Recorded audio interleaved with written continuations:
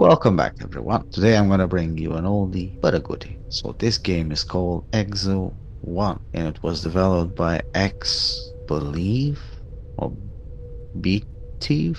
Wow. Some of these developers have some really weird names actually. It's how would you say this? Exbleative. Exbleative. What?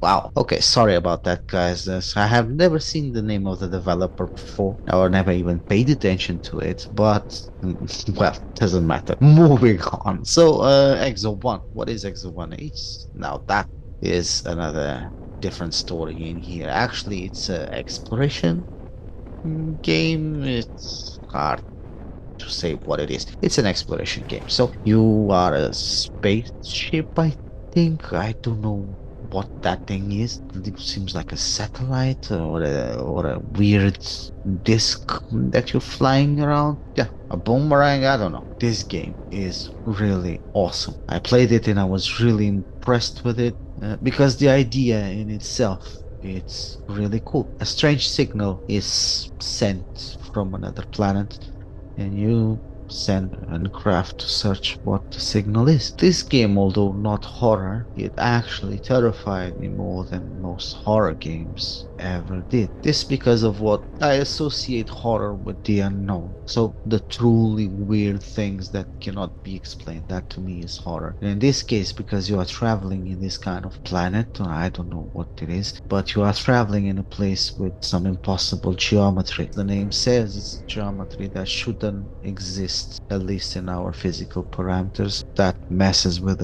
our brains a bit. And that's why I find the game terrifying. That's why I have to take huge breaks from playing it at some point, because my brain cannot go around this idea that, okay, there is a huge building that would take hundreds of years for us to construct, and in this case, it's still standing there. It makes me think what creatures could build something like this, and I suppose that even if in reality something like this existed, I believe my reaction would probably be the same.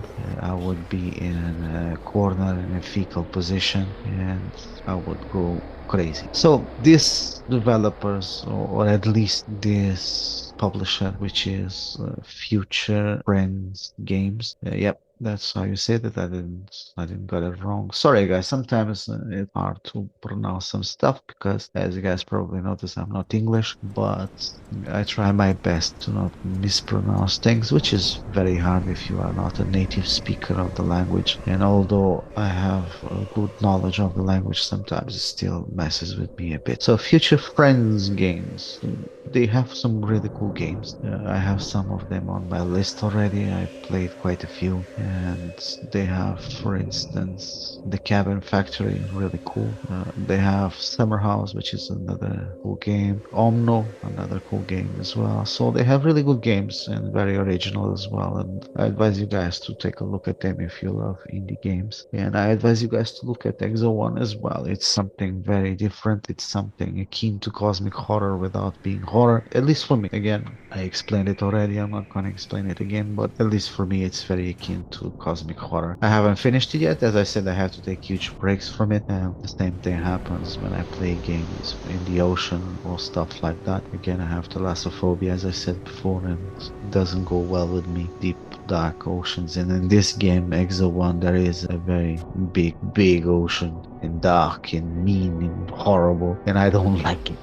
Sorry, guys. That's what I wanted to say about the game. It's a very short review. It's just a quick reminder that the game exists, and if you haven't heard about it, you should absolutely check it out as soon as you can. If you want to check the game out, I'll leave the link to it in the description. If you like the video, don't forget to click the like button. With luck, I'll see you next time.